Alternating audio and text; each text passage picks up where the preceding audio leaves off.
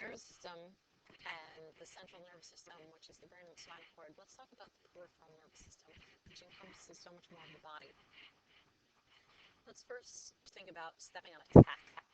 If you've ever stepped on a tack or something sharp, you know that it hurts. Well, why does it hurt? When you step on that tack, there's impulses being sent to the brain to tell you that that hurts. You need to move your foot. You're causing pain. So what happens is, as you step on that tack, there's sensory neurons in your foot.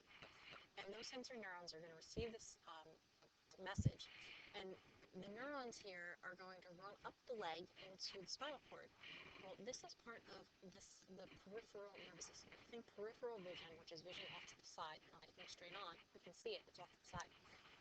Peripheral is going to include all of the organs other than the brain and spinal cord that are going to pick up impulses.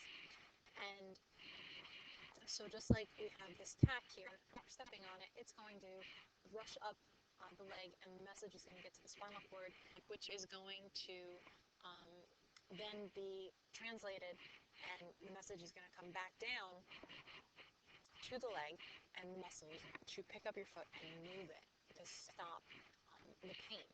So we've talked about the different types of neurons. In the spinal cord, we see that there's interneurons that are translating the message. And we have motor neurons running back down to the muscles, which are the effectors to move the foot.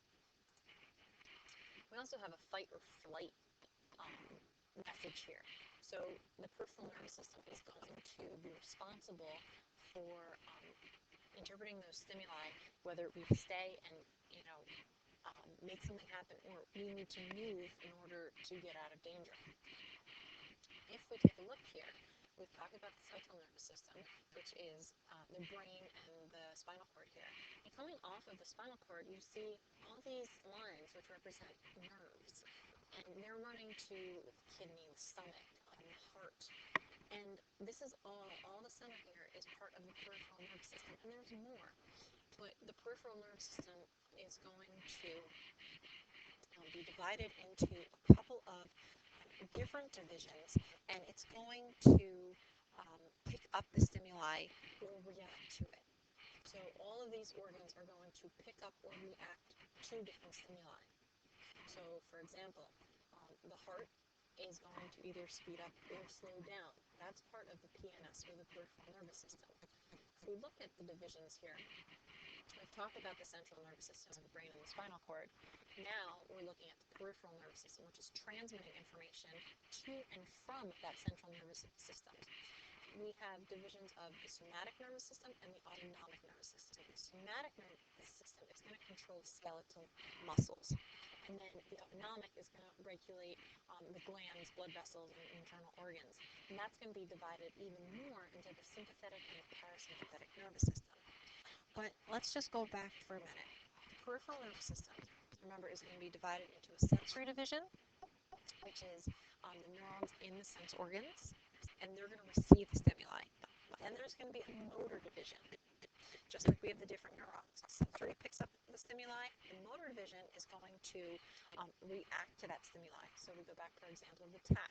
Sensory neurons picked up the stimuli of pain, and the motor neurons brought back the message saying, okay, move your foot, it hurts. So it's going to react to the stimuli. And in order to do that, it's divided into the somatic and the autonomic. The somatic is going to control the voluntary movement. So stepping on the tack, because it's a voluntary movement where we have to pick up a skeletal muscle and move it, and that's conscious control, that's the somatic nervous system. Autonomic, it does it without us. That's going to be things like speeding up or slowing down heart rate, any kind of involuntary movement like digestion, dilating blood vessels. Those are all going to be autonomic nervous system. And then the autonomic we divide into sympathetic and parasympathetic. The sympathetic nervous system is going to get the body ready for action. It's going to speed up the heart rate, the breathing rate, and that flight response. It's getting the body ready to get out of danger, to move. And the parasympathetic system is actually going to bring the body back down to a quiet state. So, for example, if you were scared you know, you're watching a scary movie and a big monster popped out of the closet, and it scared you, your heart rate would increase, your breathing rate would increase, you might start sweating and tearing. Those are all results of the sympathetic nervous system. But then your body needs to return to normal, and later on you feel, oh, I'm calm again. Well, that was the parasympathetic nervous system, which actually brought your heart rate down, slowed your breathing down, and told the body to overall slow everything down, stop sweating, stop those reactions. And that's the parasympathetic nervous system.